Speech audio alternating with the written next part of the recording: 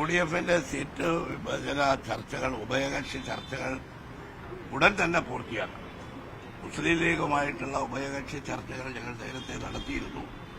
അത് ഉടൻ തന്നെ വീണ്ടും നിയമസഭാ സമ്മേളനത്തിന്റെ അവസാന ദിവസം അന്ന് കൂടാൻ കഴിഞ്ഞില്ല.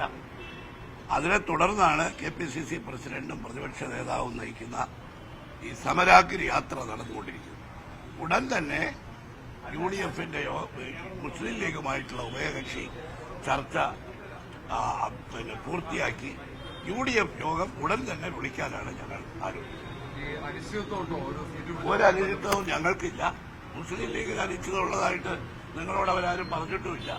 ഒരു അനിശ്ചിതത്വമില്ല. കാരണം സമരാഗ്രി പരിപാടി നടക്കുന്നത് കൊണ്ട് KPCC പ്രസിഡന്റും പ്രതിപക്ഷ നേതാവും കൂടി അവരും കൂടി പങ്കെടുത്താലല്ലേ UDFന്റെ യോഗം കൂടാൻ പറ്റൂ.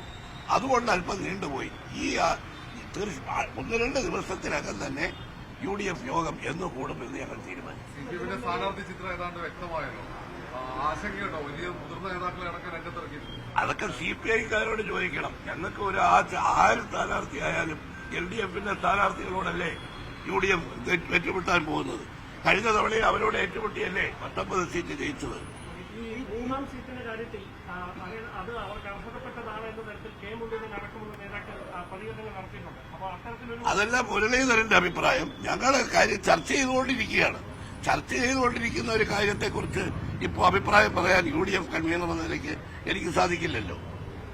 മറ്റൊന്ന്, ഈ ടി.പി. ചന്ദ്രശേഖരന്റെ കൊലപാതകവുമായി ബന്ധപ്പെട്ട് KM ഷാജിയുടെ ഒരു പ്രസംഗം ഉണ്ടായിരുന്നു. കുഞ്ഞനന്ദൻ, ഇതിൽ ഏറ്റവും പ്രധാനപ്പെട്ട പ്രതികൾ. കുഞ്ഞനന്ദന്റെ മരണത്തിൽ ദുരൂഹതയുണ്ട്. അത് സാധാരണ കണ്ണൂരിൽ ഇത്തരം കൊലപാതകങ്ങൾക്ക് നേതൃത്വം നൽകുന്ന ആളുകളെ കൊലപ്പെടുത്തുന്നതാണ് CPMന്റെ രീതി എന്നാണ്. അപ്പൊ അങ്ങനെ ഒരു അല്ല, ഷാജി പറഞ്ഞത് ഇതിനകത്ത് അതിന്റെ വസ്തുതകൾ എന്താണെന്നത് അദ്ദേഹത്തിന് മാത്രമേ സംസാരിക്കുകയും ചെയ്യാൻ പറ്റൂ. ഒരു കാര്യം ഉറപ്പാണ്, ഈ വിധി ഇതിന്റെ ടി.പി. ചന്ദ്രശേഖരനെ കൊലപ്പെടുത്തിയതിന്റെ മാസ്റ്റർ മൈൻഡ്, അതിന്റെ പിന്നിൽ നടന്ന ഗൂഢാലോചന, അവരെ യഥാർത്ഥത്തിൽ നിയമത്തിന്റെ മുമ്പിൽ ഇപ്പോഴും കൊണ്ടുവരാൻ കഴിഞ്ഞിട്ടില്ല.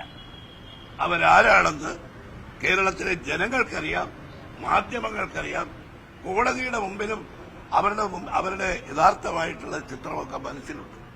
അത് പൂർത്തിയാവുമ്പോൾ മാത്രമേ ടി.പി. ചന്ദ്രശേഖരന്റെ ഈ കൊലപാതകത്തിനെതിരായിട്ടുള്ള വിധി പൂർണ്ണമാവൂ എന്നാണ് എന്റെ അഭിപ്രായം. മറ്റൊന്ന് പറഞ്ഞത് കുഞ്ഞനന്ദന്റെ മകൾ ഉന്നയിക്കുന്ന ആരോപണം UDF കൃത്യമായി ചികിത്സ നിഷേധിച്ചു, അതുകൊണ്ടാണ് അച്ഛൻ മരിച്ചത്. UDFന് ആശുപത്രിയൊന്നും ഇല്ലല്ലോ. ജയിലിൽ എല്ലാവിധ VIP ട്രീറ്റ്മെന്റ് അല്ലേ കുഞ്ഞനന്ദൻ ഉൾപ്പെടെയുള്ള ആളുകൾക്ക് കിട്ടിക്കൊണ്ടിരിക്കുന്നത്. അത് UDF ഭരിക്കുമ്പോഴും LDF ഭരിക്കുമ്പോഴും കുഞ്ഞനന്ദൻ ഉൾപ്പെടെ ഈ ആളുകൾക്ക് 30 മാസക്കാലം, ഇത്ര മാസം പരോളിൽ നിന്നും VIP ട്രീറ്റ്മെന്റ് അവിടെ കിട്ടുന്നത്.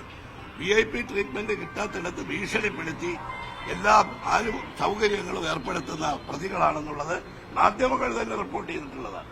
അതുകൊണ്ട് അതിനെക്കുറിച്ചൊക്കെ മറുപടി പറയേണ്ടത് ആ കാലഘട്ടത്തിലുണ്ടായിരുന്ന മന്ത്രിമാരോ അല്ലെങ്കിൽ ജയിൽ അധികൃതരോ ആണ്.